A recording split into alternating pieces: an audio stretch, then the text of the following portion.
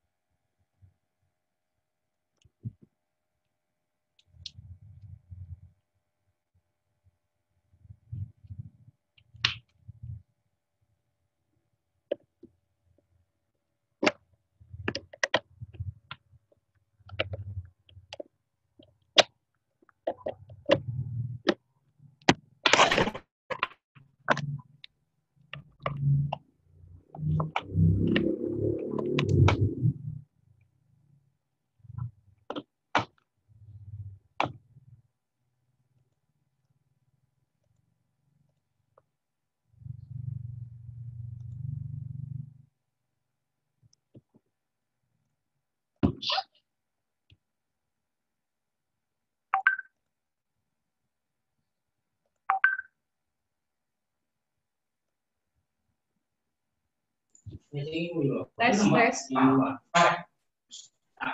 Jelas ya Mas ya suaranya ya? Tes. Tes, jelas. Nih. Ya. Tes. Halo? Ampun. Halo, G. Sudah jelas.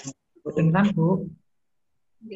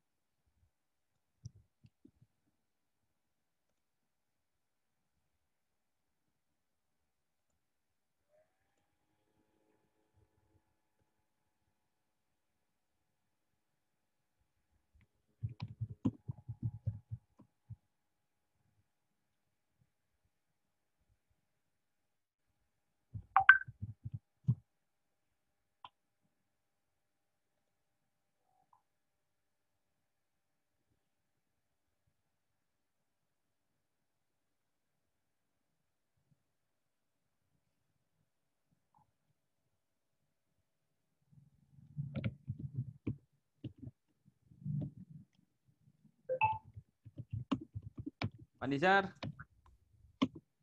Ye, Pak, ini saya mau mengaktifkan laptop ini apa tetap Pak? Pakai email? oh enggak bisa, Pak. Nggak bisa. Oh, sebentar.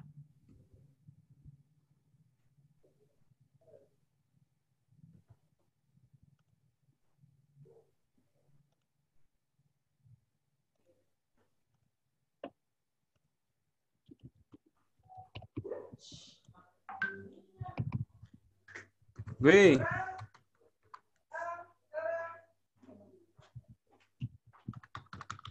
Wah, nggak ada, Bu.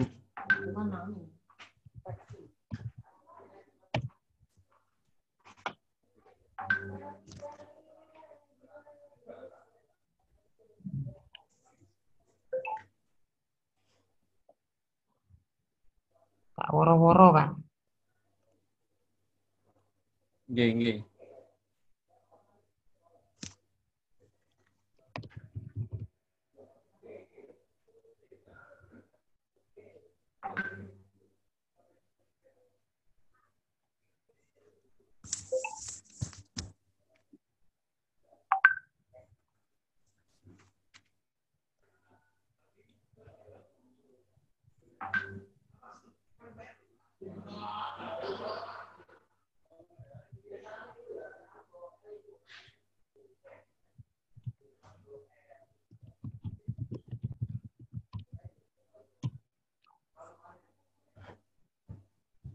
Loh, ki partel sing keliru.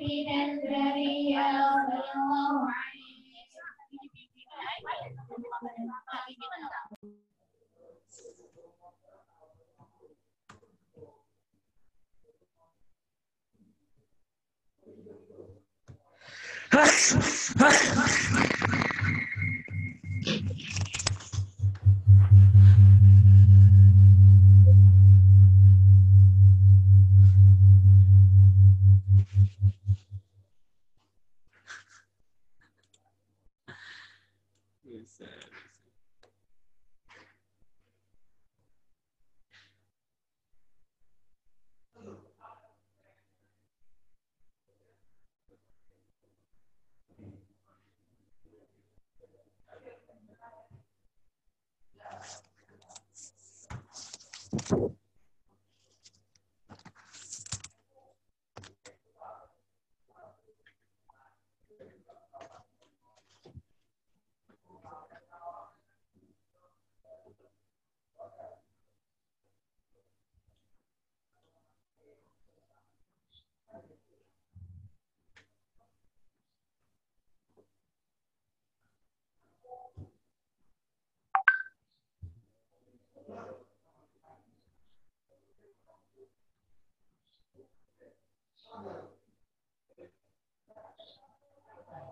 Meeting.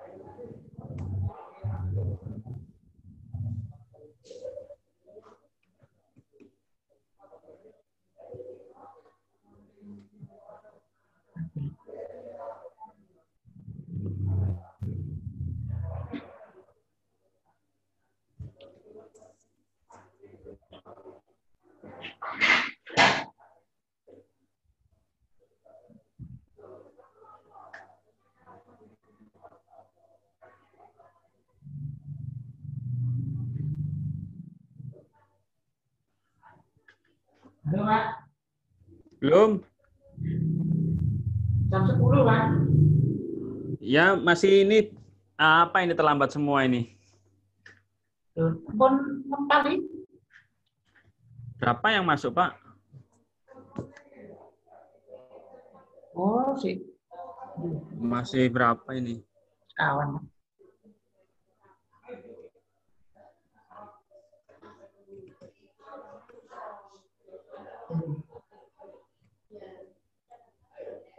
Gitu, 10 menit. 10 menit kali 50 menit. Belum ada.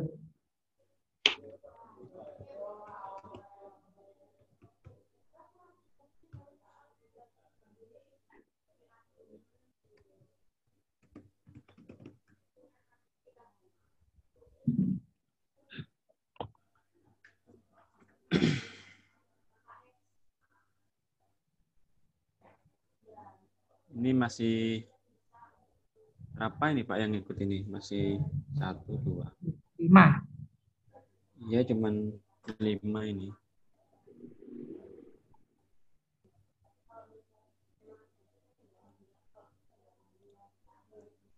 Kita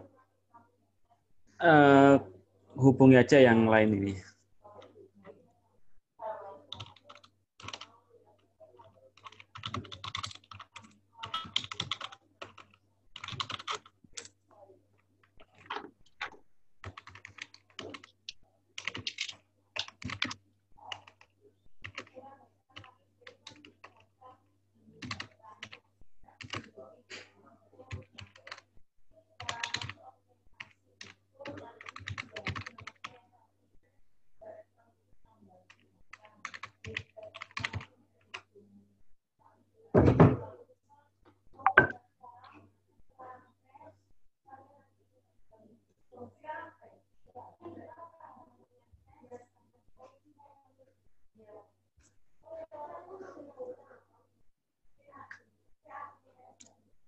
Nggak ada yang mau masuk, Pak Nizar?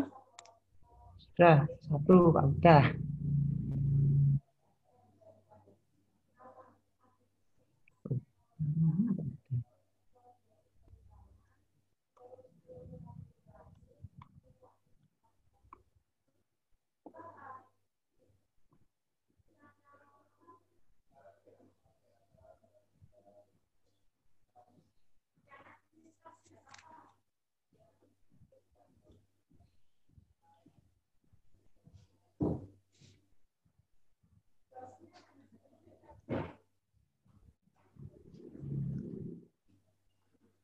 Sudah lebih dari 15 menit. Ini teman-teman pada belum masuk.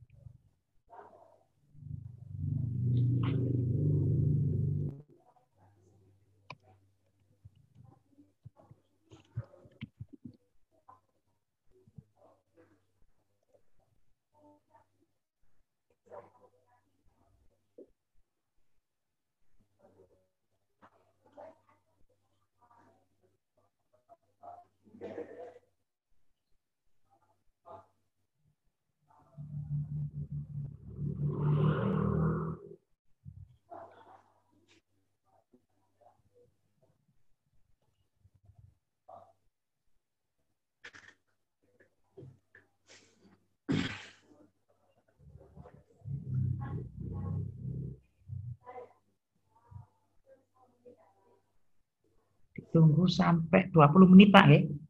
Ya, kita tunggu sampai 20 ya. 10.20 kita sambil berjalan sambil nunggu yang lain untuk bergabung di forum Uni.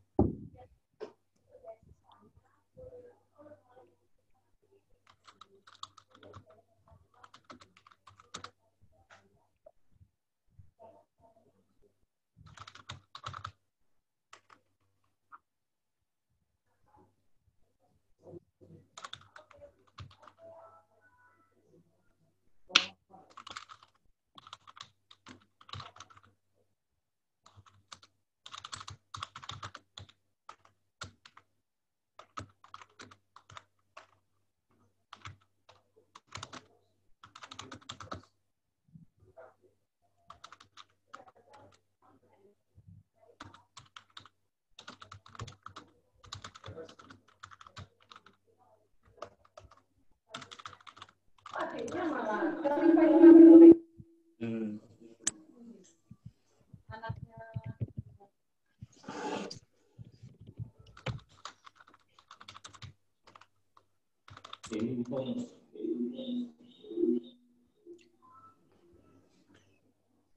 Aku masuk waktu Ya. Mungkin dicek ya, Pak Huda bisa didengarkan frekuensi?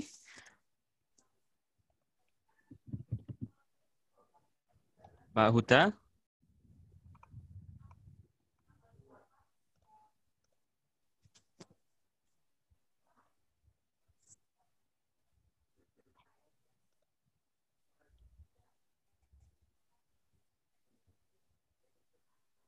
Dari KPU bisa didengarkan ya, Pak?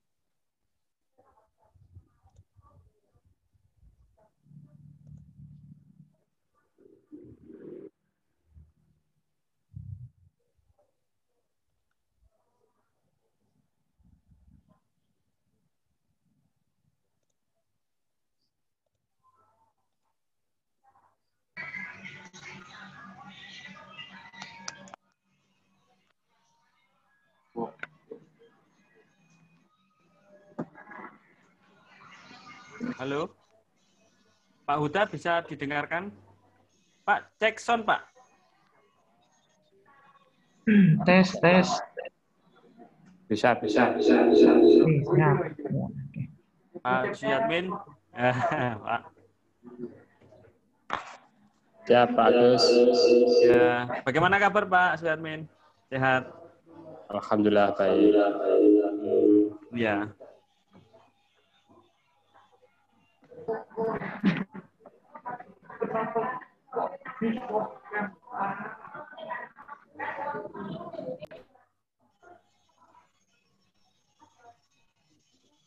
Pak Huda bisa cek sound?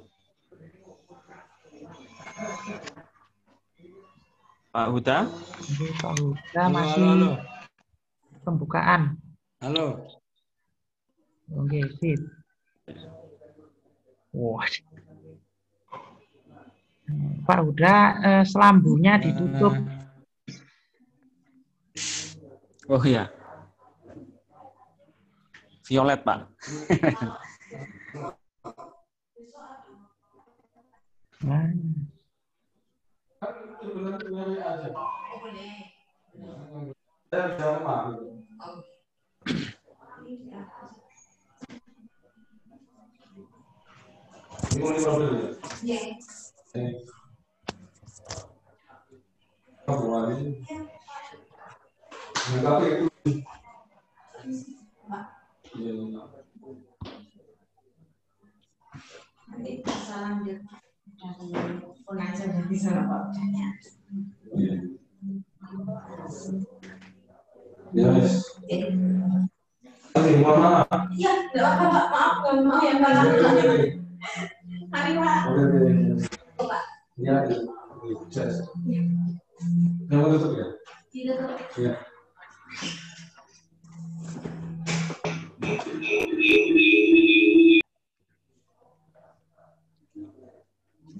Oke, waktu sudah sesuai dengan kesepakatan tadi.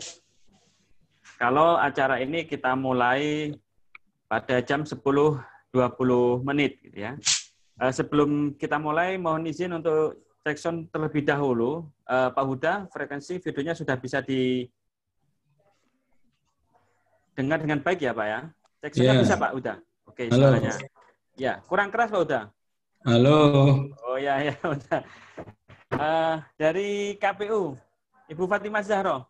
Ya, cek. Oh ya, bisa Bu ya. Jelas ya? Oke. Kita mulai Bapak Ibu sekalian. Pak Nizar ya, kita mulai Pak Nizar. Ini Pak Nizar dari rumah ini, Pak Nizar ini. sudah ya. Assalamualaikum warahmatullahi wabarakatuh.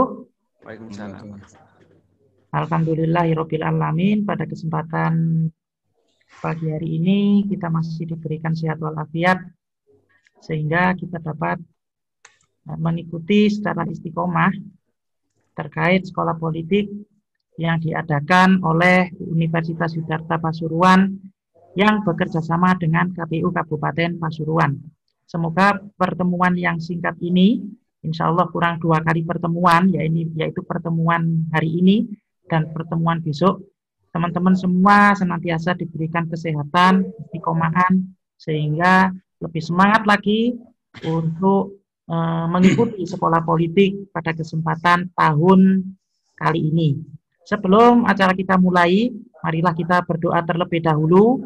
Semoga acara pagi hari ini berjalan dengan lancar, sesuai dengan apa yang kita harapkan. Berdoa sesuai dengan agama dan keyakinan masing-masing, dimulai.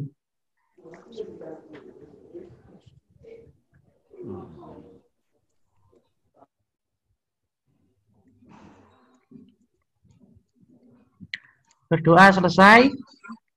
Pada kesempatan pagi hari ini ada 2 narasumber kita yang sangat istimewa, yaitu Bapak Dr. Khairul Huda, M.Hum. Beliau merupakan dosen Universitas Yudharta Pasuruan. Di Yudharta, beliau sebagai Wakil Rektor 3 bidang kemahasiswaan dan kerjasama, baik dalam negeri maupun luar negeri. Pada kesempatan kali ini, Bapak Khairul Huda akan menerangkan tentang pemilu berintegrasi.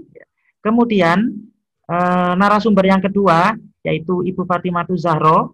Beliau merupakan aktivis KPU Kabupaten Pasuruan, di mana beliau nanti akan menyampaikan tentang seputar teknis penyelenggaraan pemilu di Kabupaten Pasuruan.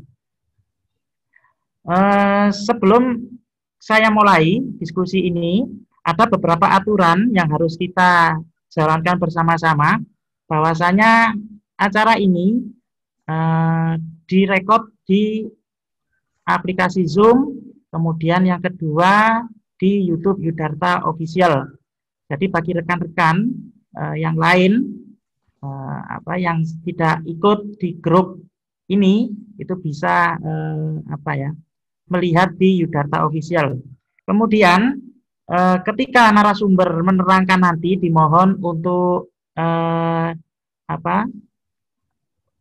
mematikan, jadi di mute agar acara ini dapat berjalan dengan lancar. Bagi narasumber, nanti ada waktu 20 menit untuk menerangkan, jadi narasumber 20 menit menerangkan, kemudian nanti ada pertanyaan itu tidak langsung jadi pertanyaan itu lewat chat. Bukan langsung view, bukan. Jadi lewat chat. Silakan yang ingin bertanya itu lewat chat. Nah, pada kesempatan yang pertama ini yang akan menyampaikan materi adalah Bapak Dr. Khairul Huda dengan materi terkait dengan pemilu berintegrasi. Oke. Pak Huda siap nggih? 20 menit. Maksimal. Nggih. Lebih dikit enggak apa-apa. Kurang dikit juga enggak apa-apa. Sudah.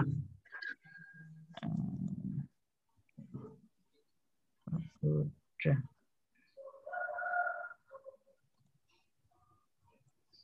Monggo, sudah tak? Sudah.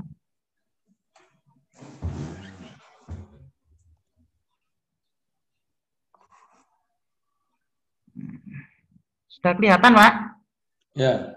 Anjir. Monggo.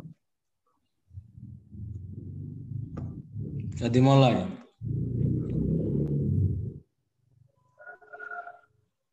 Bisa dimulai? Oke, monggo.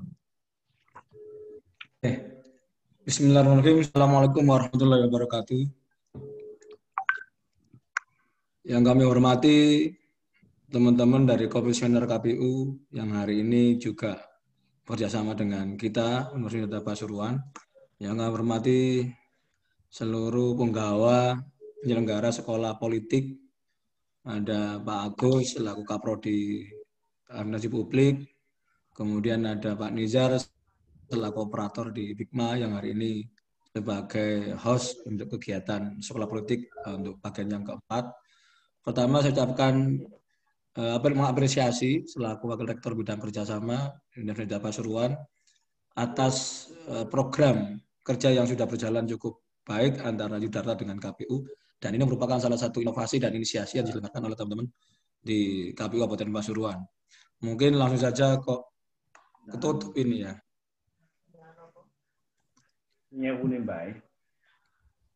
Ini file lah ini. Hari ini saya coba mengangkat tema tentang pemilu yang berintegritas. Seperti apa sih pemilu yang berintegritas ini? Karena ini istilah pemilu yang berintegritas ini ya baru-baru terakhir ini mulai muncul, sehingga perlu untuk disampaikan pada kegiatan sekolah politik pagi hari ini. Mungkin lanjut, Pak Nizar. Sebelum saya bicara tentang pemilu berintegritas, itu ada dua hal yang saya sampaikan, bahwa secara landasan negara, kita ini pertama selalu bicara tentang negara demokrasi. What is the meaning democracy? Apa itu demokrasi? Demokrasi itu dari beberapa ahli, termasuk Abraham Lincoln, mengatakan bahwa pemerintahan dari rakyat, oleh rakyat, untuk rakyat. Jadi demos dan kratein. Demos, pemerintahan, kratein itu adalah masyarakat. Artinya sebenarnya pemerintahan ini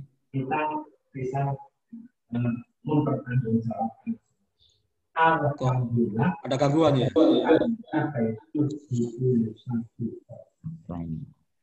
Artinya demokratis ini adalah pemerintah yang dijalankan oleh masyarakat. Ibu, sebelum dimulai mohon di-mute terlebih dahulu.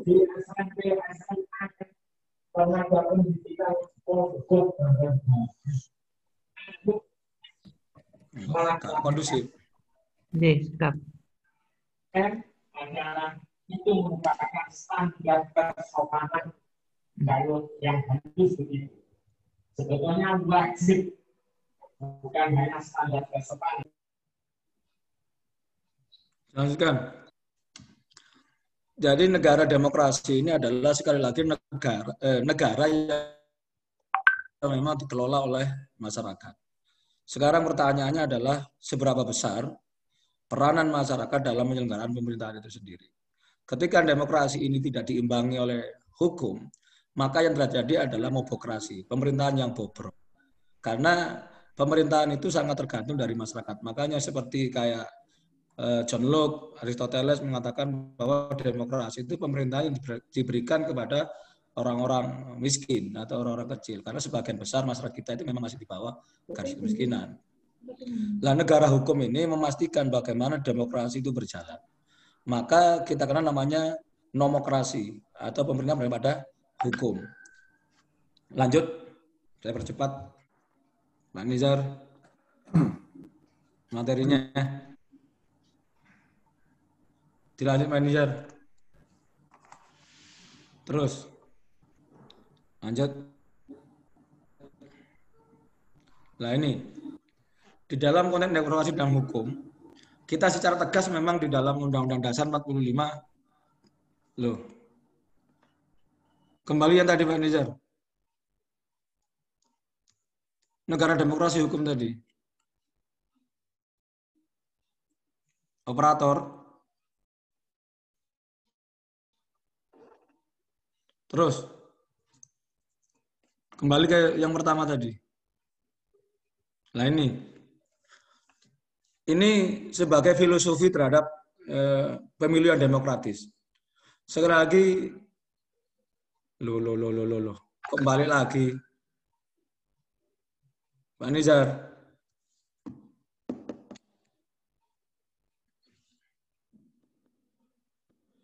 Nah, kedaulatan rakyat. Kunci demokrasi adalah kedaulatan rakyat. Ini secara tegas dinyatakan dalam Undang-Undang Dasar 45 bahwa Indonesia ini adalah kedaulatan rakyat. Dilaksanakan bahkan pada Undang-Undang Dasar ini. Artinya sebenarnya kita bicara tentang pemilu itu tidak lepas daripada bagaimana manifestasi daripada kedaulatan rakyat itu. Proses pelalian daripada kedaulatan rakyat itu melalui pemilu. Nah, di dalam kedaulatan rakyat itu sekali lagi harus diiringi dengan negara hukum. Kita sebut dengan nomokrasi. Nomokrasi dan demokrasi itu harus seiring. Dia seperti satu paket. dua sisi mata uang yang tidak bisa dipisahkan. Ketika demokrasi tidak diimbangi dengan demokrasi, yang terjadi adalah ngobokrasi, pemerintahan yang bobrok.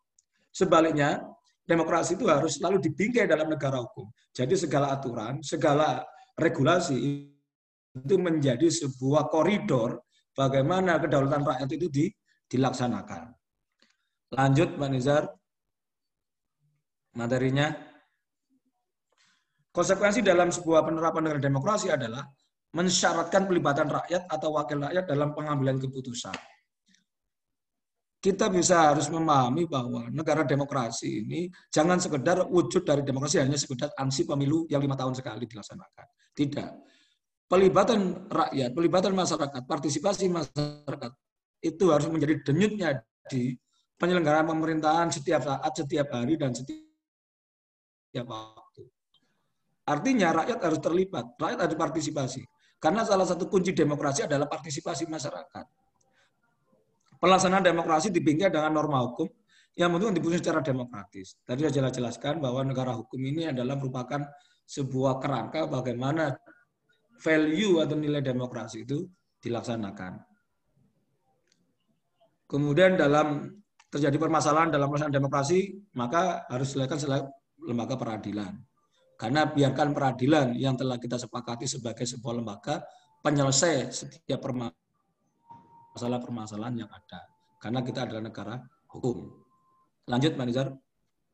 Terus, waktu saya nggak. Nah, terus sekarang kita masuk pada yang namanya pemilu. Bagaimana sih pemilu yang integratis itu? Atau pemilu yang berintegritas, sorry. Tadi Pak Nizar sebelum. Pemilu yang berintegritas itu paling enggak itu harus dipahami minimal dari beberapa faktor. Yang pertama adalah bahwa penyelenggara pemilu itu sampai hari ini dalam ketentuan undang-undang itu ada 3. Yang pertama adalah Dewan Kehormatan Penyelenggara Pemilu, kita kenal dengan DKPP. Dia berwenang melakukan koda pemilu, mengontrol sejauh mana perilaku-perilaku penyelenggara pemilu ini, memastikan bahwa pemilu ini betul-betul memiliki integritas yang tinggi. Dewan Kehormatanlah yang memang lembaga yang difungsikan untuk melakukan kontrol terhadap itu. Yang kedua adalah Komisi Pemilihan Umum atau kita dengan KPU. KPU adalah bagian dari lembaga penyelenggara pemilu yang menjalankan seluruh tahapan-tahapan daripada proses pemilu sendiri.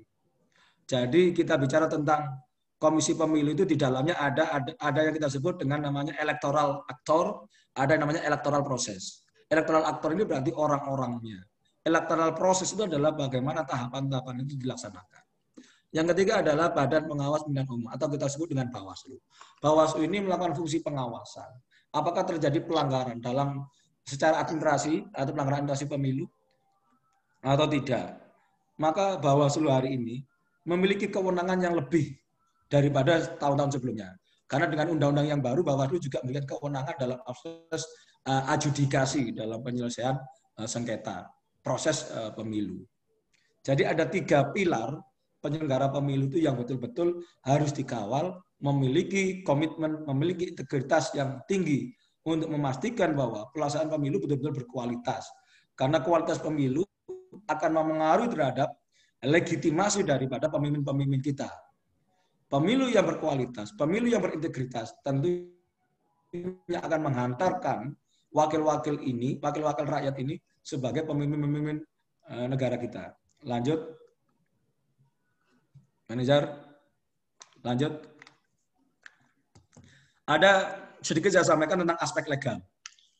Beberapa waktu yang lalu, mungkin kita baru pertama kali dalam sejarah perjalanan pemilu kita sejak tahun 55 sampai tahun 2009 kemarin, itu baru pertama kali tahun 2019 ini dilaksanakan pemilu secara serentak. Secara serentak antara pileg dan pilpres. Karena sebelumnya selalu terpisah. Ini tidak lepas dari keputusan Mahkamah Konstitusi yang memang mengacu kepada Undang-Undang Dasar bahwa pemilu dilaksanakan 5 tahun sekali.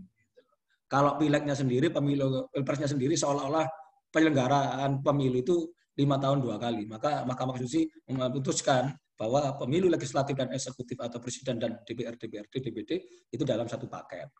Nah, untuk yang penyelenggara undang-undang itu, maka keluarlah Undang-Undang Nomor 7 Tahun 2017 tentang pemilihan umum atau Undang-Undang Pemilu. Undang-undang ini merupakan sebuah undang-undang yang menjadi wujud adanya kodifikasi. Jadi kodifikasi ini ada 3 undang-undang sebenarnya di dalam Undang-Undang 17 ini. Pertama adalah Undang-Undang tentang pemilu DPR, DPD, dan DPRD. Yang kedua adalah Undang-Undang tentang pemilu presiden dan wakil presiden. Dan ketiga adalah Undang-Undang tentang penyelenggara pemilu. Sebelum undang-undang ini lahir, kita punya 3 undang-undang dalam penyelenggaraan pemilu. Yang pertama khusus Undang-Undang Pemilu Pilpres dan Wakil Presiden. Yang kedua adalah Undang-Undang Pemilu khusus tentang DPR DPD. Yang ketiga adalah Undang-Undang khusus tentang penyelenggara pemilu. Dengan adanya Undang-Undang Nomor 7 dan 17, maka 3 undang-undang itu dikodifikasi, dijadikan satu. Dijadikan satu dalam sebuah undang-undang. Makanya undang-undangnya cukup tebal. Sampai pasalnya itu lebih dari 500. Saya kira jarang ada yang hafal, termasuk Komisioner KPU sendiri juga nggak hafal. Ya. Kemudian kita lanjut. What is the meaning pemilu? Apa itu elektoral sih? Apa sih itu pemilu itu? Mengacu kepada ketentuan umum Undang-Undang Nomor 7 Tahun 2017, yang dimaksud pemilihan umum atau disebut dengan pemilu adalah sarana kedaulatan rakyat.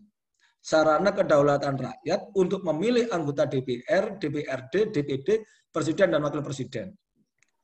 Jadi pemilu ini adalah sarana, media, bagaimana rakyat yang sebelumnya memang memiliki kedaulatan, dengan kedaulatan dimiliki, dia melakukan proses representasi atau wakil dalam penyelenggaraan pemerintahan ini. Jadi sekali lagi, pemilu itu adalah wujud bagaimana kedaulatan rakyat itu dilaksanakan. Bagaimana kedaulatan rakyat itu diimplementasikan dalam sebuah negara yang demokratis. Tentunya, dalam penyelenggaraan pemilu ini ada sebuah azas yang kita sebut dengan langsung, umum, bebas, rahasia, jujur, dan adil. Dalam Negara Kesatuan Republik Indonesia, berangkat pada Pancasila dan Undang-Undang Dasar 45. Sekali lagi, kata kunci daripada pemilu adalah sarana kedaulatan rakyat untuk memilih wakil-wakilnya yang akan duduk di lembaga-lembaga pemerintahan. Wali kota. Kemudian makna berintegritas adalah bagaimana kita sebut dengan, saya mempercepat saja, bahkan pada Undang-Undang Nomor 3, Undang-Undang Dasar 45 Pasal 22E ayat 1 dapat disimpulkan secara sederhana yang dimaksud pemilu berintegritas adalah pemilu yang dilaksanakan secara langsung, umum, bebas, rahasia, jujur, dan adil. Kita bisa lihat sejarah pemilu kita mulai 55 sampai hari ini 19 ini, hampir semua kebijakan-kebijakan oleh pemerintah selalu diupayakan agar untuk penyelenggara pemilu itu betul-betul memiliki sebuah proses pemilu yang betul-betul berintegritas. Dan kita sudah memilih salah satu azas dalam pemilu adalah langsung, umum, bebas, rahasia, jujur, dan adil. Percepat, Pak, waktunya sudah mepet. Saya percepat. Monggo. Nah, pengaturan pemilu. Ini saya melihat di pasal 4 Undang-Undang Pemilu atau Undang-Undang Nomor 7 Tahun 2017 tentang penyelenggaraan pemilu bertujuan. Jadi, kenapa pemilu itu diatur di dalam Undang-Undang Nomor 17? Salah satunya adalah huruf B, mewujudkan pemilu yang adil dan berintegritas. Di samping ada huruf A, huruf B, huruf C, dan E.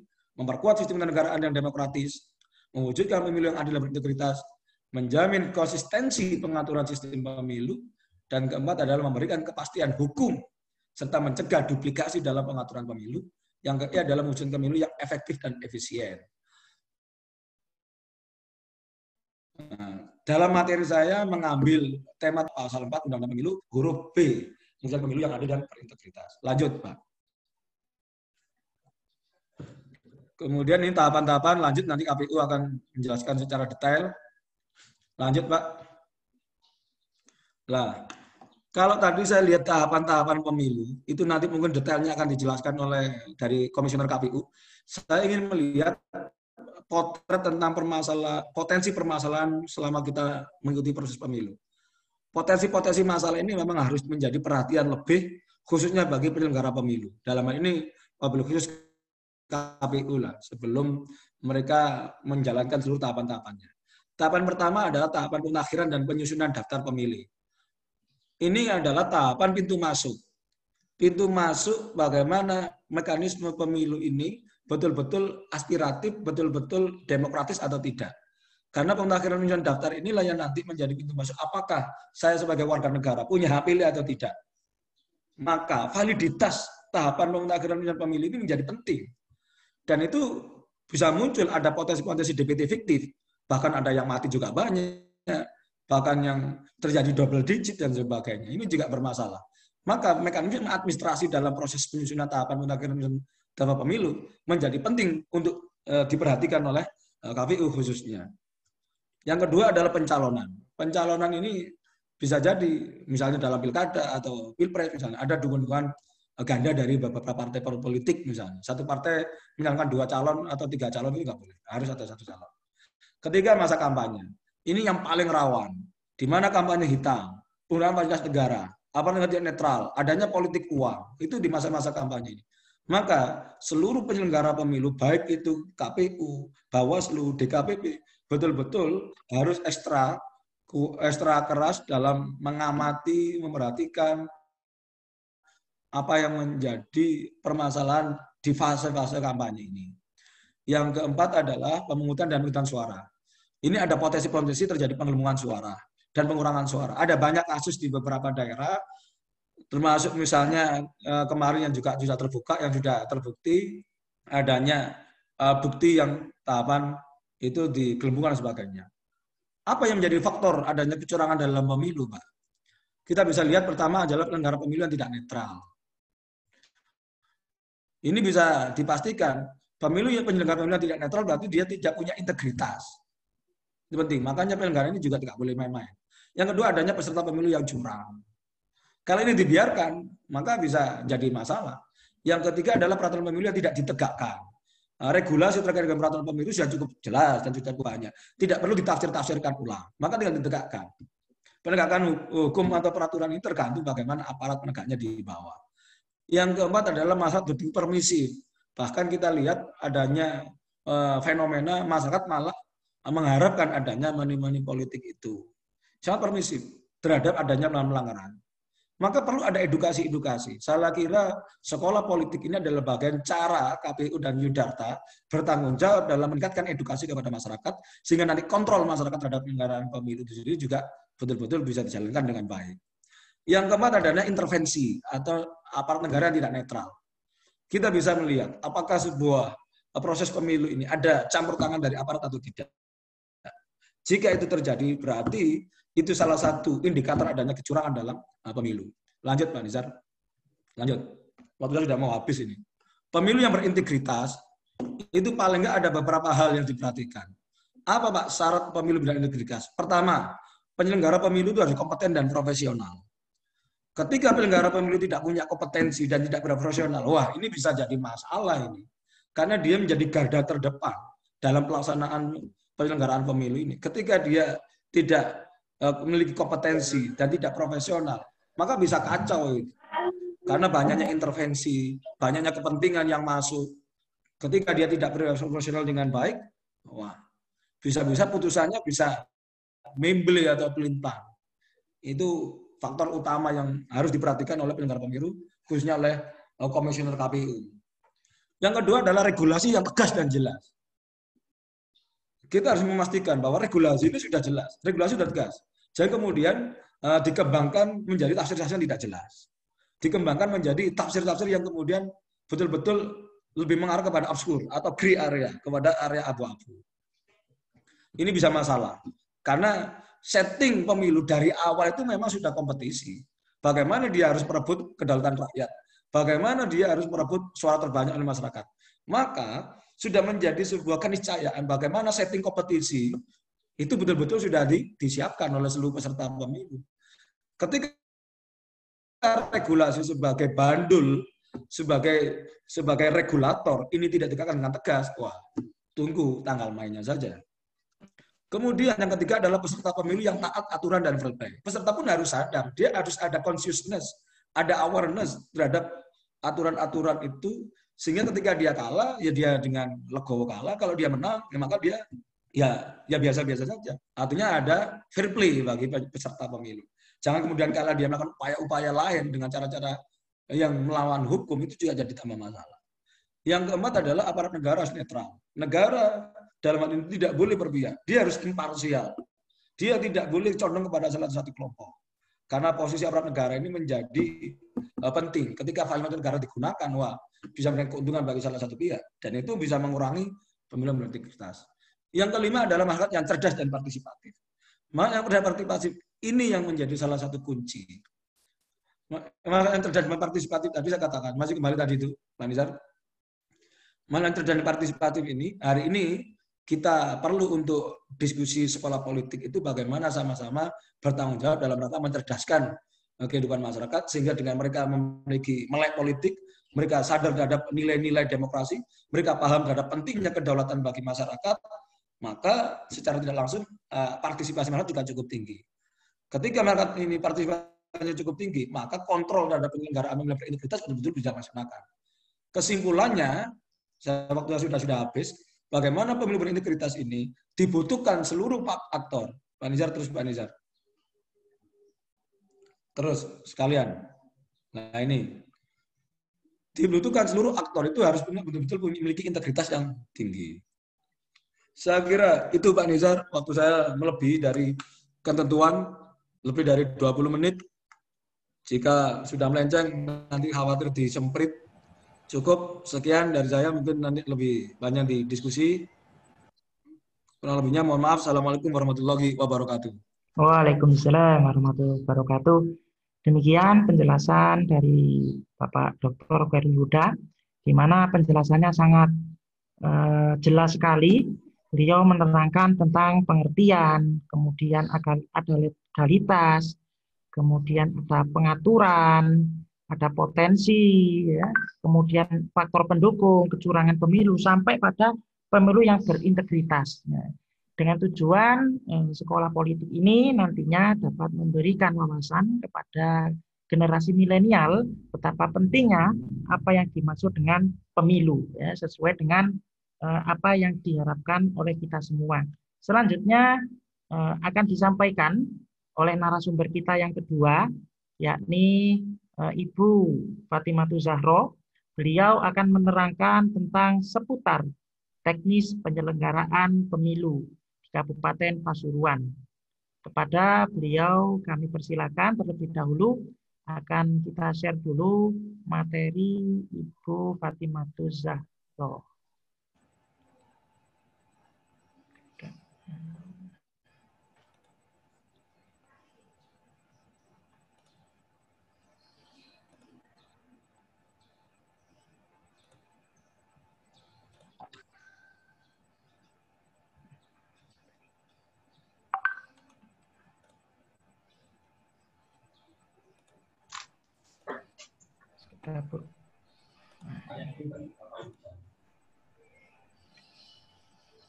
Oke, sudah ya. Oke, sampun. Monggo Bu. Bismillahirrahmanirrahim. Assalamualaikum warahmatullahi wabarakatuh. Waalaikumsalam warahmatullahi wabarakatuh. Yang saya hormati Bapak Khairul Huda selaku Wakil Rektor 3 Universitas Siddhartha Pasuruan yang sekaligus menjadi narasumber juga pada acara webinar Sekolah Politik di sesi kali ini. Kebetulan beliau ini juga senior saya ya di salah satu organisasi yang ada di Kabupaten Pasuruan. Kemudian yang saya hormati juga Bapak Agus dan Bapak Nizar. Kemudian juga seluruh peserta webinar acara Sekolah Politik yang diadakan oleh Universitas Siddhartha Pasuruan bekerja sama dengan KPU Kabupaten Pasuruan. Nah, kalau tadi Bapak Khairul Huda menjelaskan bagaimana tentang kerangka hukum untuk pelaksanaan pemilu, kemudian bagaimana mewujudkan pemilu yang berintegritas, ya, maka di sini saya akan menjelaskan tentang seputar teknis penyelenggaraan pemilu yang ada di Kabupaten Pasuruan. Mungkin bisa dilanjut ya.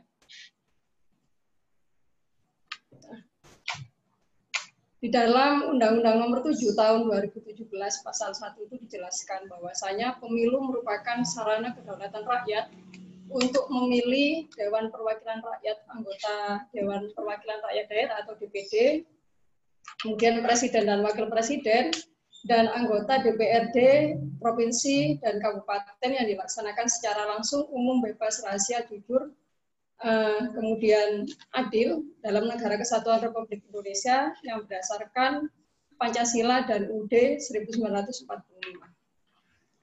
Karena di sini merupakan sebuah kedaulatan ya pemilu itu, maka di sini juga merupakan sebuah sarana bagi rakyat untuk menyampaikan aspirasinya secara langsung ya, untuk memilih calon pemimpin pemerintahan dalam hal ini presiden dan wakil presiden, dan juga memilih anggota wakil rakyatnya ya, yang mana dalam menyampaikan aspirasinya secara langsung ini ya diberikan kebebasan untuk memilih siapapun calon yang sesuai hati, apa kata hatinya ya, tanpa adanya tendensi dari pihak manapun ya. Kemudian pilihannya ini dijamin kerahasiaannya oleh undang-undang dan semuanya diperlakukan sama dalam pelaksanaan pemilu ini ya. Satu orang satu suara, tidak ada yang spesial, tidak ada yang kemudian satu orang diberikan hak suara, dua untuk satu jenis pemilihan, tidak ada ya, karena memang mengacu pada asas pemilu yaitu langsung, umum, bebas, rahasia, jujur, dan adil. Lanjut. Penyelenggaraan pemilu sendiri ya diselenggarakan oleh penyelenggara pemilu. Dalam hal ini penyelenggara pemilu ada 3 yang disampaikan Pak Huda tadi ya, ada KPU, kemudian ada Bawaslu, dan ada DKPP dengan masing-masing tugas dan wewenangnya dalam penyelenggaraan pemilu. Lanjut. Nah, tahapan pemilu.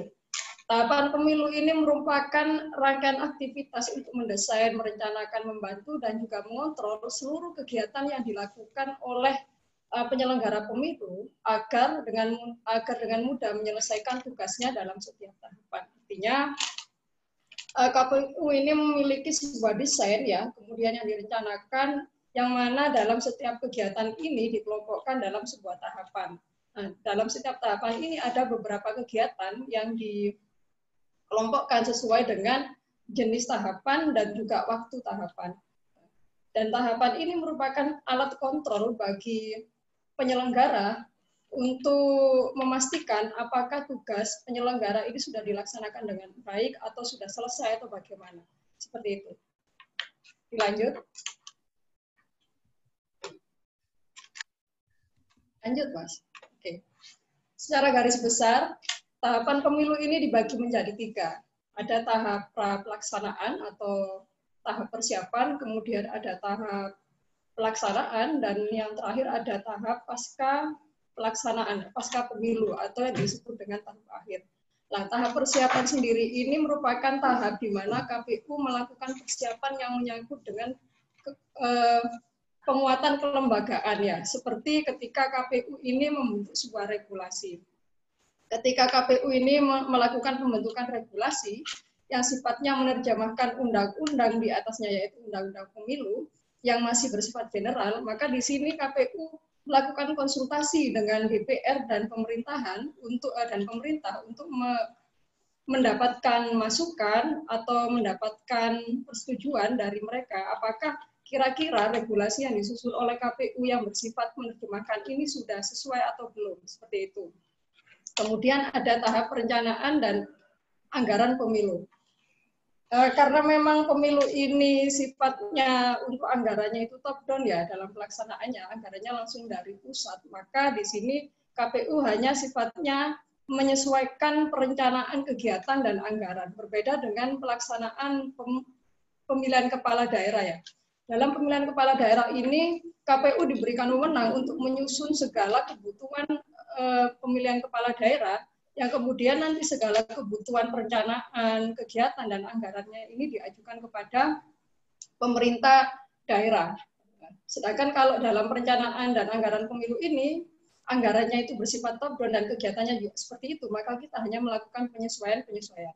Kalaupun misalnya nanti dalam tahapan ini terjadi kegiatan yang memang kurang pas ya, maka dilakukan yang namanya revisi. Hanya sebatas itu saja. Kemudian ada rekrutmen badan penyelenggara pemilu. Karena penyelenggara pemilu ini adalah sifatnya badan yang bekerjanya itu bersifat hierarkis, maka tentu saja KPU di sini membutuhkan personil yang cukup untuk menyelenggarakan penyelenggaraan di setiap tahapan dan di setiap level.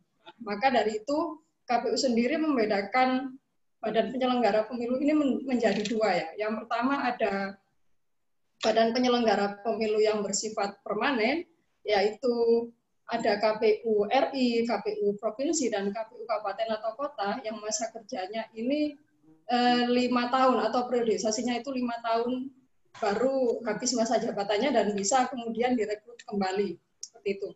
Sedangkan yang kedua ada badan penyelenggara pemilu yang bersifat sementara atau ad hoc ya. Biasanya ini dilakukan rekrutmen 6 bulan paling lambat ya sebelum pelaksanaan tahapan atau penyelenggaraan pemilu ataupun kepala daerah, dan akan dibubarkan 2 bulan setelah proses pemungutan dan penghitungan suara di TPS itu dilakukan. Badan penyelenggara pemilu yang bersifat ad hoc ini ada PPK, yaitu penyelenggara di tingkat kecamatan, kemudian ada PPS, penyelenggara di tingkat desa ataupun kelurahan, dan ada KPPS ya. Dan KPPS ini penyelenggara di tingkat TPS yang masa kerjanya lebih singkat daripada yang lain, biasanya 1 bulan ya. Dan proses rekrutmen badan penyelenggara pemilu sendiri ini ada beberapa tahapan yang dilakukan ya. Ini saya langsung fokus pada rekrutmen badan penyelenggara pemilu yang bersifat ad hoc ya. Ada proses yang namanya proses pendaftaran ya, di mana dalam proses pendaftaran ini KPU melakukan pengumuman ya melalui media sosial ataupun melalui informasi secara langsung yang kita sampaikan kepada pemerintah daerah ataupun pemerintah kecamatan, yang itu nantinya bisa disampaikan di sekitar lingkungan pemerintahan kabupaten ataupun di tingkat kecamatan, untuk kemudian mendapatkan respon positif dari masyarakat. Dan dalam proses ini juga ada proses verifikasi berkas administrasi untuk calon penyelenggara ad hoc ya. Nah, setelah itu dilakukan, maka ada pengumuman ya, setelah ada calon penyelenggara ini yang lolos dari seleksi administrasi, maka dilakukan pengumuman untuk kemudian mengikuti seleksi selanjutnya, yaitu seleksi tes tulis. Dalam seleksi tes tulis ini kemudian dilakukan verifikasi lagi, kira-kira dari seluruh peserta yang lolos dari seleksi CAT atau tulis ya, itu nanti akan diumumkan oleh KPU melalui laman KPU, melalui web, kemudian media sosial, dan juga melalui surat resmi yang akan ditempelkan di kecamatan-kecamatan biasanya ya, untuk kemudian mendapatkan tanggapan masyarakat ya, karena memang sedikit riskan ya ketika kita tidak membuka tanggapan masyarakat, karena bisa jadi ternyata dari calon-calon yang mencalonkan diri sebagai badan penyelenggara di PPK ataupun PPS ini berafiliasi dengan partai politik atau juga pernah menjadi struktur di kepengurusan partai politik, maka ini memerlukan yang namanya tanggapan masyarakat. Kemudian setelah proses tes tulis itu dilakukan, ada yang namanya proses wawancara.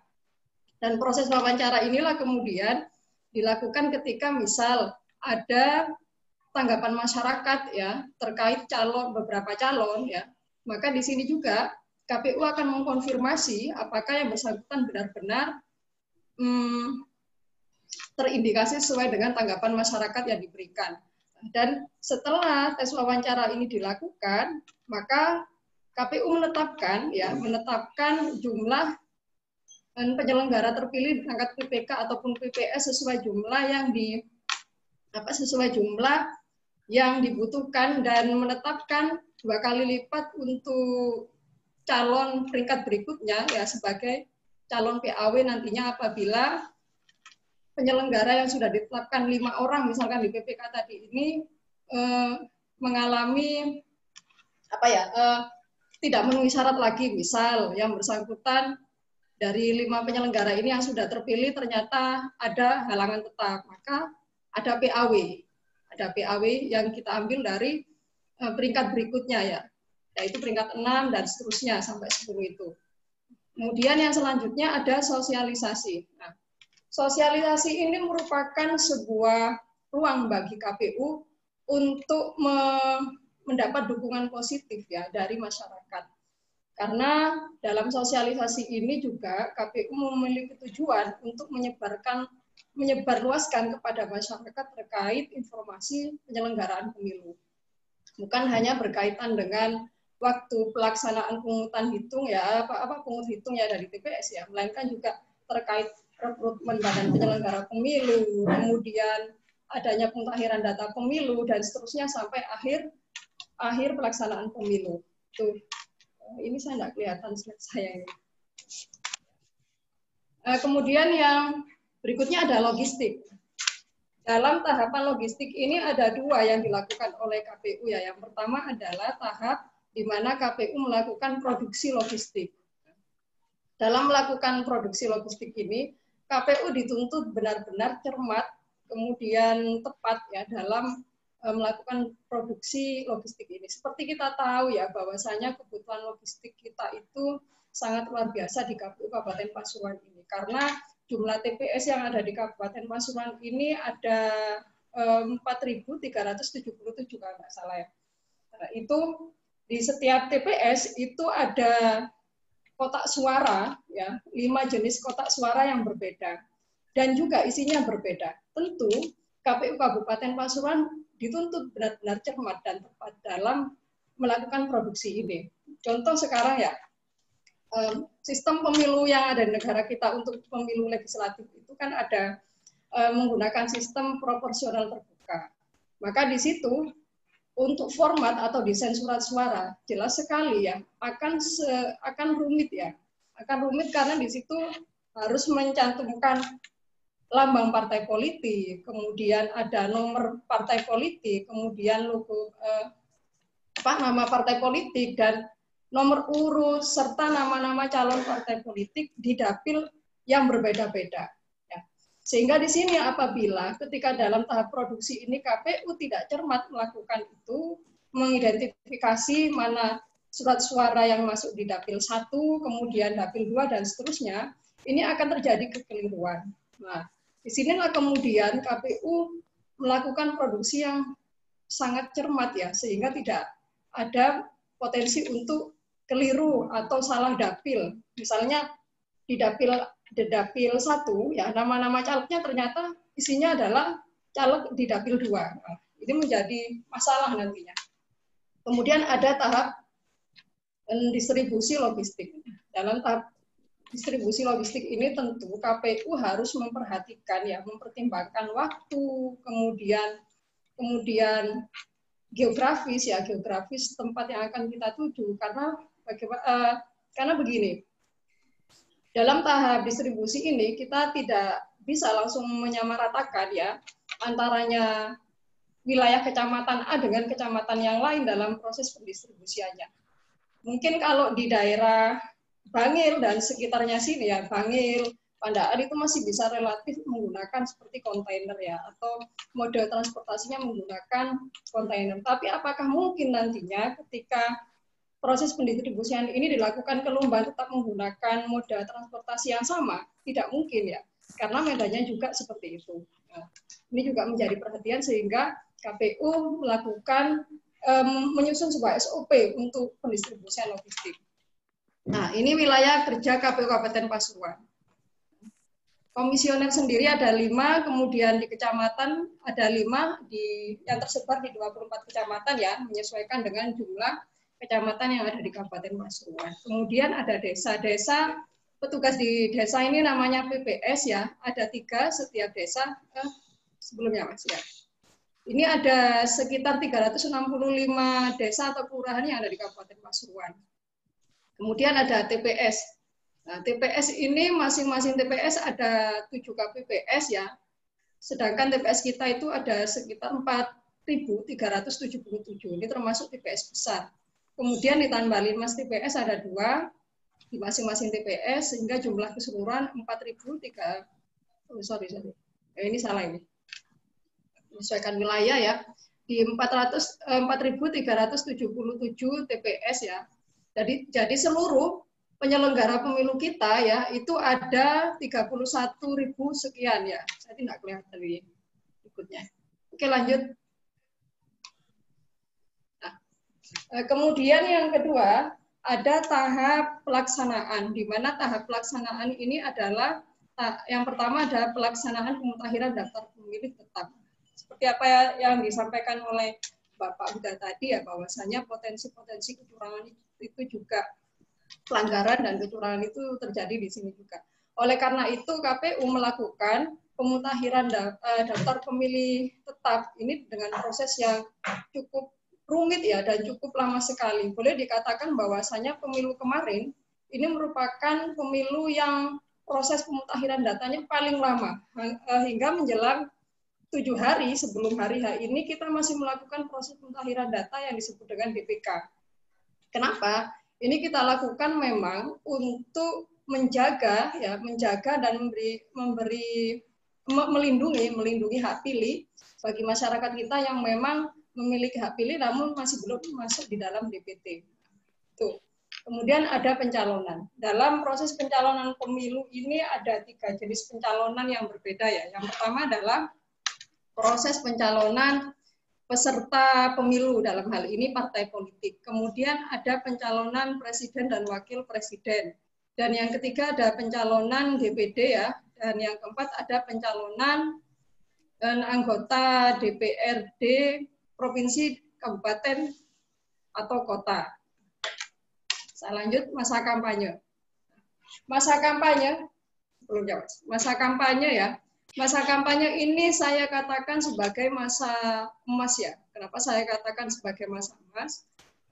Karena di masa ini sebenarnya adalah masa yang strategis ya bagi pemilih maupun bagi peserta pemilu ya untuk mengenal satu sama lain. Di masa inilah kemudian masyarakat yang memiliki hak pilih ataupun masyarakat umum mempunyai ruang untuk mengenal lebih jauh bagaimana calon-calon yang ada. Misal calon legislatif di kabupaten ya, di calon legislatif DPRD Kabupaten Pasuruan. Mereka tentu memiliki ruang yang sangat panjang ya untuk mengenal satu sama lain antara caleg satu dan yang lainnya. Sehingga di sini sebenarnya harus dimanfaatkan betul oleh masyarakat di masa kampanye ini untuk mengenal visi misi sekaligus bagaimana track record dari masing-masing calon yang ada di wilayahnya masing-masing. Kemudian masa kampanye ini juga menjadi masa emas bagi peserta ya. Kenapa saya katakan seperti itu? Karena di sini juga peserta pemilu ini diberikan kesempatan untuk kemudian menarik simpatik dari masyarakat ya. Sekarang kalau kita lihat ya, banyak orang yang mengatakan bahwasanya kalau tidak ada uang maka tidak akan dipilih. Saya rasa juga tidak seperti itu karena tidak sedikit ternyata masyarakat kita itu yang beranggapan bahwasanya ketika kos sosialnya dari peserta pemilu ini lebih tinggi ya, maka bisa jadi itu yang akan lebih menarik bagi mereka untuk dipilih. Kan seperti itu. Kemudian selanjutnya ada pemungutan dan penghitungan suara. Proses pemungutan suara ini terjadi di TPS secara bersamaan dalam waktu yang sudah ditentukan oleh KPU. Dalam PKPU itu dijelaskan, ya, disebutkan bahwasanya pelaksanaan pemungutan suara itu dimulai dari pukul 7 pagi sampai pukul 1 siang. Nah, di situ kemudian setelah itu dilakukan proses penghitungan suara yang sebenarnya dalam undang-undang harusnya selesai dalam waktu yang sama. Itu artinya selesai di pukul 12 malam.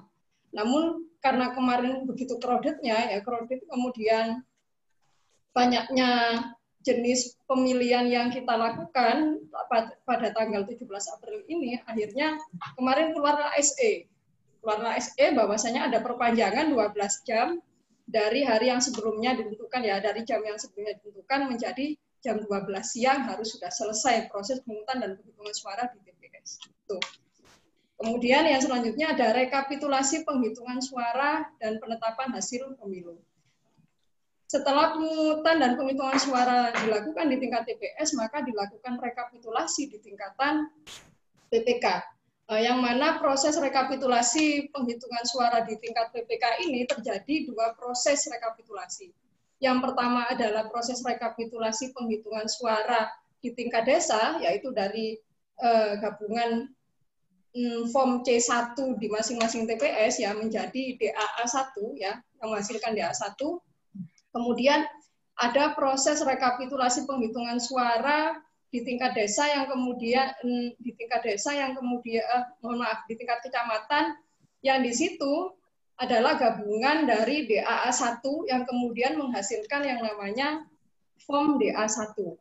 Dan terus berjenjang ke tingkat kabupaten, provinsi, dan tingkat nasional. Kemudian penetapan hasil pemilu. Penetapan hasil pemilu sendiri yang ada di Kabupaten Pasuruan terkait pemilu legislatif ya.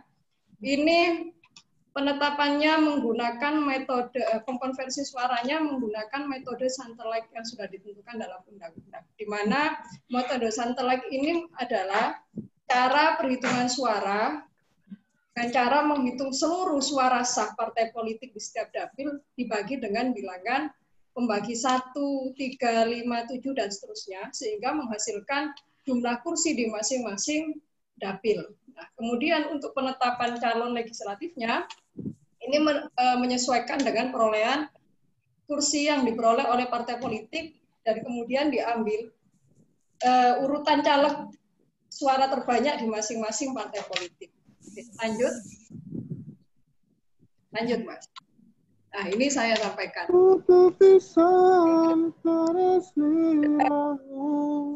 Ada yang menyanyi. Di Kabupaten Pasuruan ini ada 6 dapil ya. Ini bisa dilihat. Ada 6 dapil. Lanjut ya. Nah, ini adalah perolehan kursi partai politik di DPRD Kabupaten Pasuruan pada pemilu 2019. Sebelumnya, Mas. Oke. Ini ada PKB yang mendapatkan 15 kursi, kemudian ada ini ada PKB mendapatkan 15 kursi, kemudian ada Gerindra mendapatkan 7 kursi, kemudian ada PDI Perjuangan mendapatkan 8 kursi, kemudian ada Golkar 6 kursi, Partai Nasdem mendapatkan 6 kursi, Partai Gerakan Perubahan Indonesia tidak mendapatkan kursi ya 0 ya. Kemudian Partai Berkarya juga 0, kemudian PKS mendapatkan 2 kursi, kemudian Partai Persatuan Indonesia tidak mendapatkan kursi, kemudian P3 mendapatkan 4 kursi, Partai PSI dan PAN tidak mendapatkan kursi, Partai Hanura mendapatkan 1 kursi, Partai Demokrat mendapatkan 1 kursi, Partai PBB dan Partai Keadilan Persatuan Indonesia tidak mendapatkan kursi. Nah, total keseluruhan kursi yang ada di Kabupaten Pasuruan itu ada 50 kursi, karena menyesuaikan dengan jumlah penduduk yang ada di Kabupaten Pasuruan itu di atas 1 juta lebih ya. Oke, lanjut. Nah, tahapan yang terakhir adalah tahap sengketa hasil pemilu ya, yang ini merupakan salah satu upaya terakhir yang dilakukan oleh pihak yang merasa dirugikan ya. Artinya di sini ada calon ataupun peserta politik yang merasa mungkin suaranya mengalami pergeseran sehingga merugikan dirinya. Maka di situ diberikan waktu untuk melakukan gugatan ke MK. Dan yang terakhir ada tahapan evaluasi, di mana KPU melakukan evaluasi secara menyeluruh bagaimana proses yang terjadi dalam penyelenggaraan pemilu ini, apakah memang sudah efektif atau bagaimana. Oke, lanjut. Oke, mungkin itu saja yang bisa saya sampaikan sementara. Saya kembalikan pada moderator.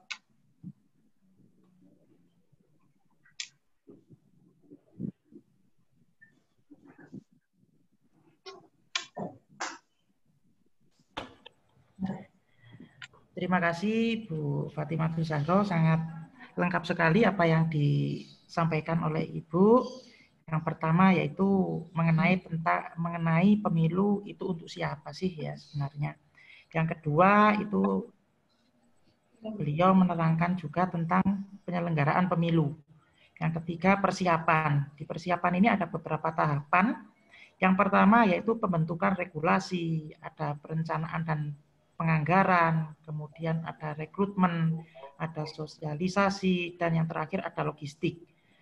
Selain itu, Bu Mufatimatu Zahro juga menerangkan tentang wilayah kerja, ya. Dimulai dari kecamatan, desa, ada linmas, dan yang terakhir ini tadi ada tahapan pelaksanaan pemilu. Yang pertama tahapannya yaitu pemutakhiran daftar pemilih tetap, yang kedua ada pencalonan, yang ketiga ada masa kampanye, kemudian yang keempat ada pemungutan, yang kelima ada penghitungan dan penentuan hasil. Sehingga dari beberapa tahapan mengenai seputar teknis penyelenggaraan pemilu ini, di pemilu itu bisa lebih bermartabat. Untuk sesi materi ini sudah selesai, kemudian kita beranjak ke sesi selanjutnya, yaitu sesi tanya jawab. Di mana pada sebelum kita mulai diskusi kita pada kesempatan hari ini, tadi telah kita sampaikan bahwa segala pertanyaan itu disampaikan melalui chat. Jadi ada 3 pertanyaan yang nantinya akan ditanyakan kepada narasumber. Untuk yang pertama, itu ada atas nama Pak Yanto, ya, atas nama Pak Yanto. Pak Huda?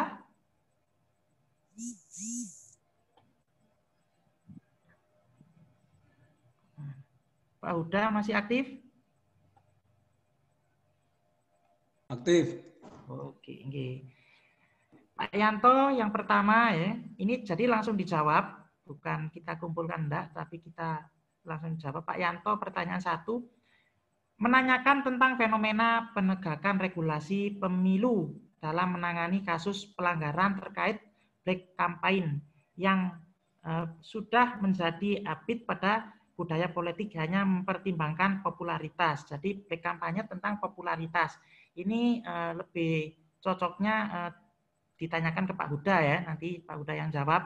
Kemudian pertanyaan kedua, itu bagaimana penanganan validitas data pemilu guna mewujudkan pemilu bermartabat. Nah ini kita sampaikan ke narasumber Bu Fatimatu Zahro. Di samping itu Pak Huda nanti bisa menambah. Monggo Pak Huda. Terkait tadi pertanyaan gimana tadi? Bisa lihat di chat, Pak. Mana ini? Lihat ini. Dilang lagi, Pak. Mana Kak? Temu menanyakan tentang fenomena penegakan regulasi pemilu dalam menangani kasus pelanggaran terkait black campaign yang sudah menjadi habit dan budaya politik hanya mempertimbangkan popularitas. Ya, mungkin saya juga agak-agak kurang bisa memahami maksudnya ya, dimaksud penegakan pemilu terhadap black campaign atau terhadap pelanggaran-pelanggaran pemilu. Untuk apabila terjadi misalnya pelanggaran-pelanggaran pemilu, itu kan ada beberapa fase. Ada kita bisa dilihat dari 2 hal kalau lihat Undang-Undang Nomor 7/17. Pertama adalah karena memang laporan. Yang kedua adalah temu proses masa-masa kampanye. Mungkin Bawaslu menemukan dugaan adanya pelanggaran, maka bisa dilakukan pelanggaran itu. Atau sumbernya adalah melalui laporan. Jadi masyarakat bisa melaporkan apakah terjadi dugaan-dugaan pelanggaran black campaign itu atau tidak. Gitu. Saya pikir mekanisme itu sudah ada ya. Yang saya kurang paham maksudnya adalah terkait dengan fenomena penegakan hukum regulasinya. Ini sebenarnya sudah ada lembaga. Kalau misalnya nanti diproses di Bawaslu menyangkut tentang kalau ternyata nanti menyangkut tentang etikanya, ya berarti nanti diproses oleh DKPP. Kalau menyangkut tentang administrasi pemilunya diproses oleh Bawaslu.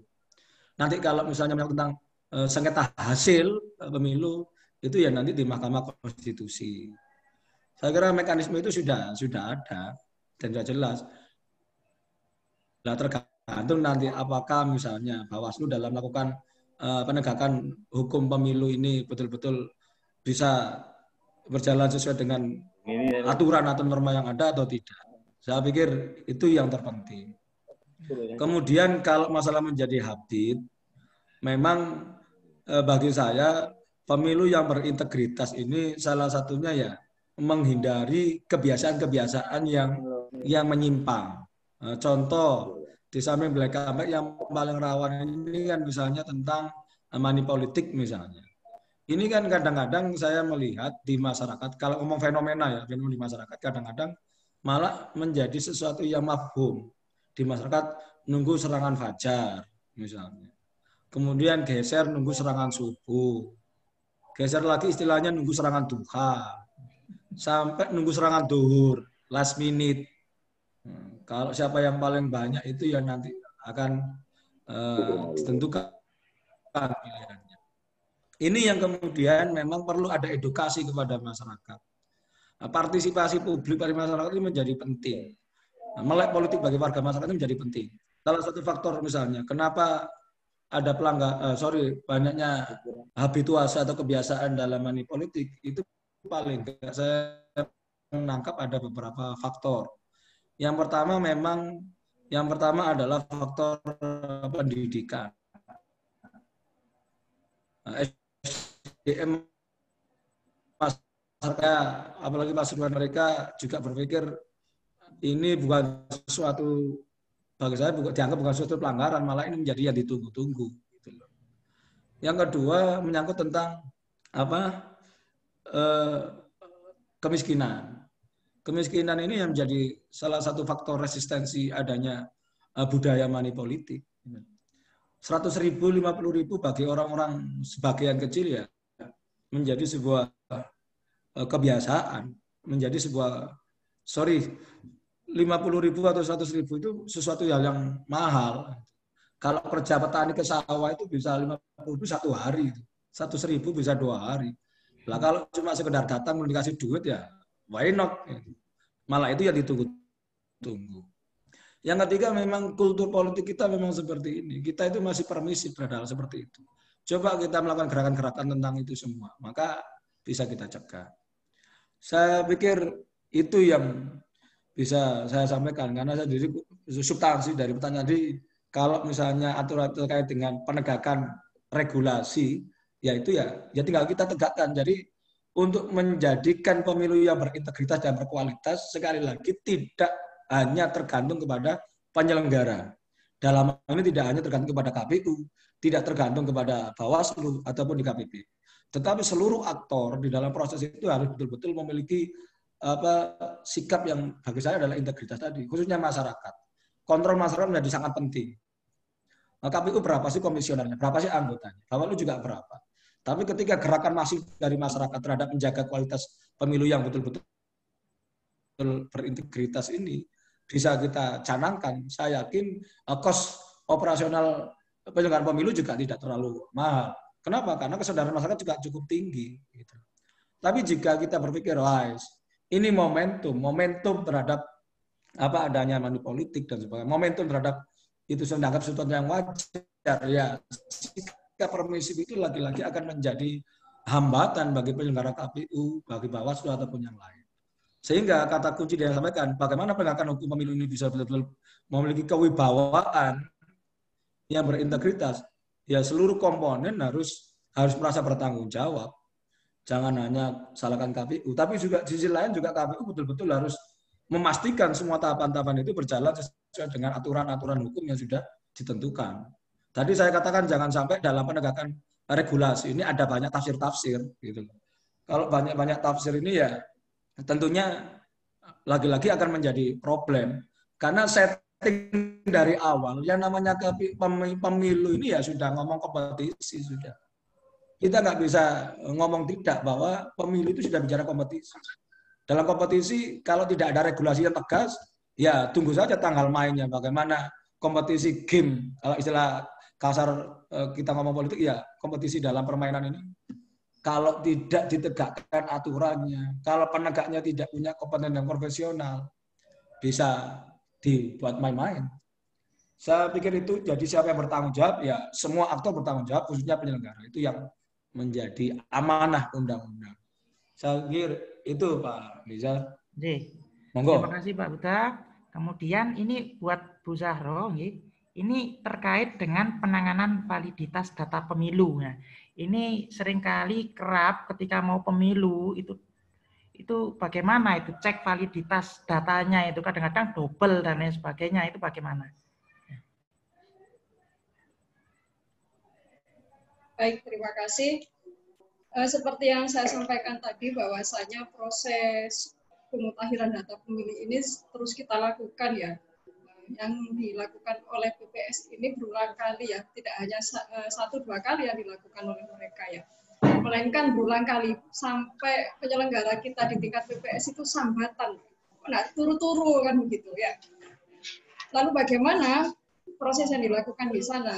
Ya, ketika memang ada data ganda yang didapatkan setelah kita sampaikan kepada KPU, kemudian KPU Kabupaten menyampaikan ke KPU Provinsi dan berjenjang ke KPU RI, kemudian nanti akan didapatkan yang namanya data ganda.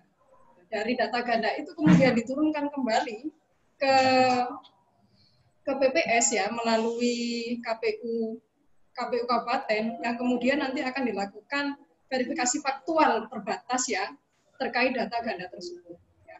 Kalau memang ditemukan ternyata data ganda itu hanya 1 orang, maka salah satunya di TMS-kan. Sedangkan yang sesuai dengan data orang tersebut tetap kita masukkan dalam data.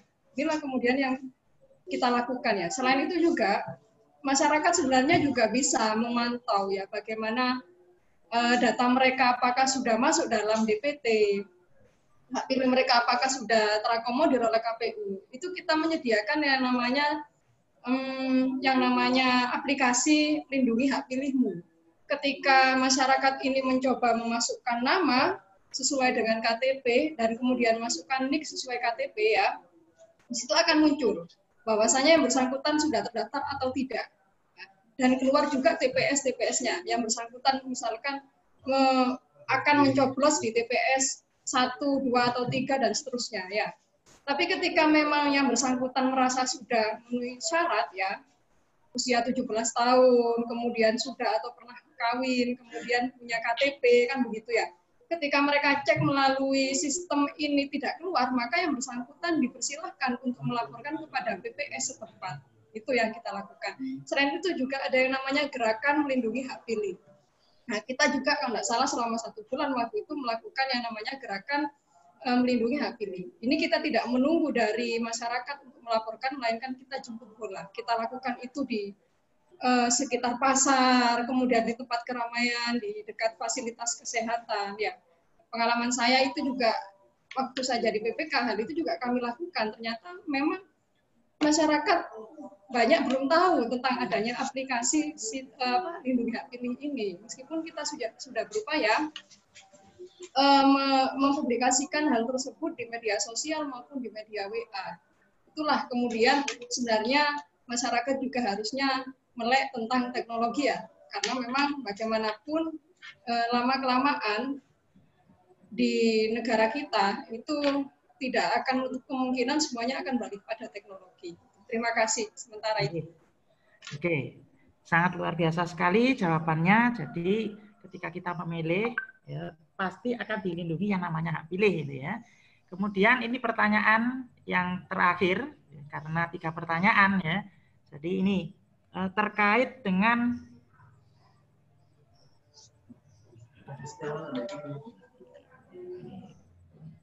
dalam proses pemilu ada 3 lembaga yang memiliki fungsi dan wewenangnya, yaitu DKPP, Bawaslu, dan KPU. Seperti yang sudah dijelaskan tadi oleh Bapak Dr. Huda. Nah, sekarang pertanyaannya, andaikan DKPP melakukan kesalahan, siapakah yang berwenang menangani dilihat dari sudut pandang hukum? Ya. Jadi siapa yang berwenang menangani tapi dilihat dari sudut pandang hukum? Itu pertanyaan untuk Bapak Huda dan merupakan pertanyaan yang terakhir. Monggo Pak Huda.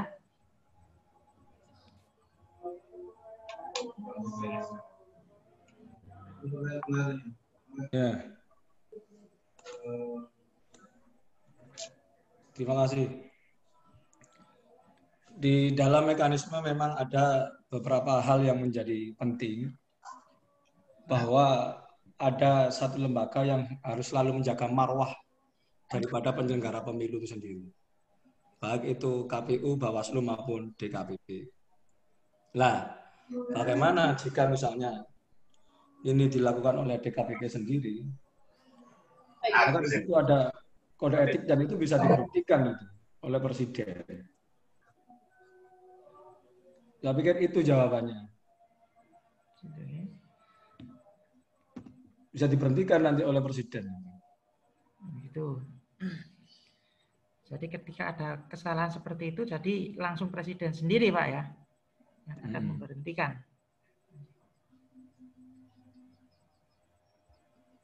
Ya, karena memang ini menjadi, bisa dilihat di Undang-Undang Nomor 7 Tahun 2017 itu, bahwa DKPP memang berfungsi untuk memeriksa dan memutus aduan atau laporan adanya dugaan kode etik yang dilakukan oleh KPU, baik pusat, provinsi maupun kota atau kabupaten. Nah, sekarang jika DKPP sendiri yang melakukan itu nanti ada sidang sendiri di bidang kode etik, nanti bisa akhirnya kalau memang terbukti ya ada pemberhentian. Itu Pak Nizar. Jadi seperti itu jawaban dari Bapak Khairul Huda, karena Bapak Khairul Huda ini merupakan pakar hukum di Kabupaten Pasuruan, maka tidak heran jika sedikit-sedikit pasal, sedikit-sedikit pasal ya, karena beliau ahlinya. Oleh karena itu demikian dari Sekolah Politik pertemuan yang keempat ini yang disampaikan oleh Bapak Dr. Khairul Huda. Terima kasih Pak atas materi yang telah disampaikan. Kemudian Ibu Fatimah Zahro dari KPU, terima kasih atas materi yang disampaikan. Semoga materi ini bermanfaat bagi kita semua, khususnya di Kabupaten Pasuruan, sehingga pemilu berikutnya ini, pemilu yang akan datang ini, Pasuruan lebih berintegritas dan semua diberikan kesehatan, kekuatan, sehingga pemilihan kepala daerah dan lain sebagainya ya, apa yang dipilih itu bisa terwujud dengan maksimal. Demikian dari kami, saya akhiri. Assalamualaikum warahmatullahi wabarakatuh.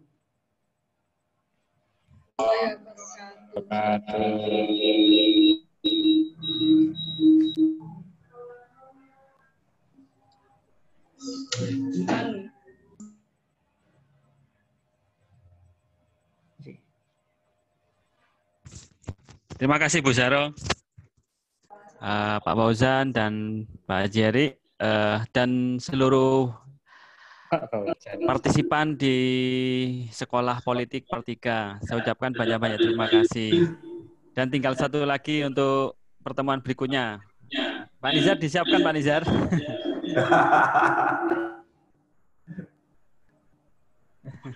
Gua pamit undur diri. Oke, terima kasih Bu. Sukron Pak Nizar, sukron. Kapan Pak jenengan? Loh, terserah. Apa sesuai jadwal monggo. Gimana? Mungkin kita setting sama Pak Agus. Ya. Nah, setting Pak. Pokoknya jangan hari Selasa. Kalau hari Selasa itu Pak Agus yang nggak bisa. Saya. Iya, saya kan dapat hibah itu jadi nggak bisa.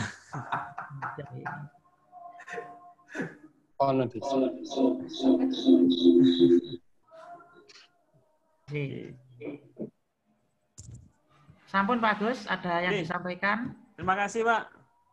Oh, nggih. Nggih, matur sembah nuwun sedanten nggih. Sami-sami Pak Nizar.